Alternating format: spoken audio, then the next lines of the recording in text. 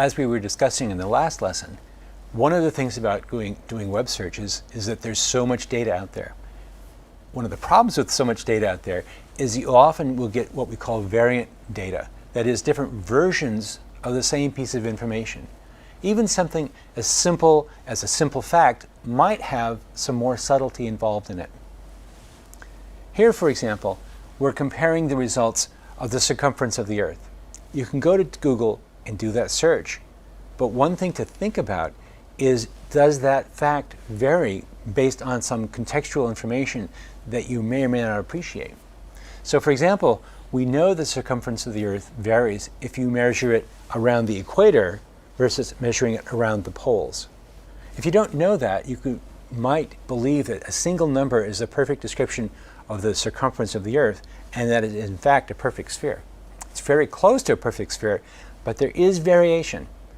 One of the things to do with Google search, since it's so fast, is that you can explore the variations in these ideas and understand whether or not you have the piece of data, the fact that actually describes the circumstances and the context that you're really trying to understand. One piece of advice that's given to every investigative reporter, every detective follows, and every good searcher should follow is you want to identify the sources. If someone says, a blogger writes, or you overhear something like 63% of all kids looked at pictures of funny cats today, one of the first things you should be asking yourself is, where did that come from? Now, using Google search, how would you determine that?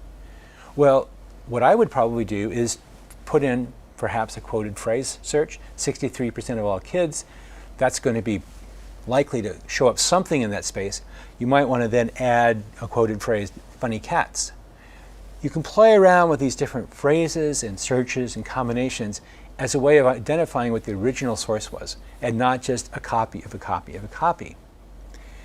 Whenever you ask a question like this, you want to understand, where did that number come from, how is it measured, and what are the other factors that go into making that assertion true or not true, credible or not credible. An important technique to know about is that you shouldn't be baking the answer to your question into your query.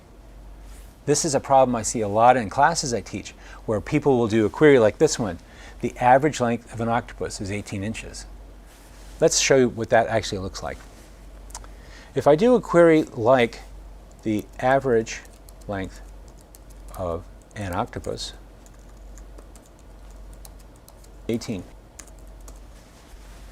You get some very nice looking results here. And in fact, the very first one, so you see 20 pounds in weight and 24 inches in length. But then the second result says, if you look in the snippet, 18 inches across, and a little bit farther down, 36, 18 by 18. What I see people doing in a common failure mode for them is that they will scan these initial results, find the thing that they were asking about, in this case 18 inches, and think that their hypothesis is confirmed. Don't be misled. The snippet is an abstraction of the underlying web page. It may actually be an extraction, and if you're looking for confirmation, you fall suspect to what we call the confirmation bias. That is, you're only looking for things that you believe already exist. In fact, what you should be doing is a query more like average length octopus. By adding the phrase, is 18 inches, you're looking for a repeat of something you already know.